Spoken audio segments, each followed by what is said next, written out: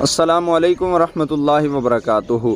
जिस बहन और भाई के दांत में हमेशा तकलीफ़ रहती है या दाढ़ दर्द करती रहती है, ऐसे लोगों के लिए छोटी सी वीडियो बना रहा हूँ। प्लीज़ पूरा देख लें ताकि आप इससे फ़ायदा हासिल कर लें।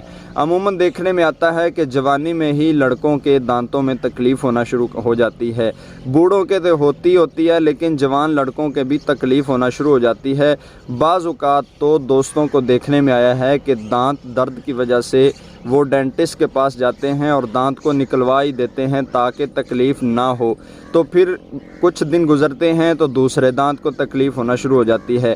तो ये मुसलसल सिलसिला जारी रहता है। इस सिलसिले को ख़त्म कैसे किया जा सकता है? छोटा सा अमल है। अमल ये है कि जो बंदा इशा की नमाज़ पढ़ता है उसके लिए तो ये करना इंतहाई आसान है। इशा की नमाज़ जब आपने पढ़नी है, इशा की नमाज़ पढ़ते वक्त आपने एक बात का ख्याल रखना है कि एक तो इशा की नमाज़ की पाबंदी करना है। इशा की नमाज़ को वैसे तो पाँचों वक्त की नमाज़ की पाबंदी आप पर फ़र्ज़ है, लेकिन अमल के हिसाब से आपको बता रहा हूँ कि इशा की नमाज़ जब आप पढ़ें, इशा की नमाज़ में 3 वितर होते हैं। उन 3 वितरों में ये अमल किया जाता है और अमल नहायत आसान है। और पहली रकत में 3 वितरों की पहली रकत में सूरह फातिहा शरीफ पढ़ने के बाद जो बंदा सूरह नसर इज़ा जाअ नस्रुल्लाहि वल फतहु सूरह नसर पहली रकत में पढ़े, दूसरी रकत में सूरह लहब पढ़े तब्बत यदा अबी लहबिम व तब, और तीसरी रकत में सूरह इखलास पढ़े।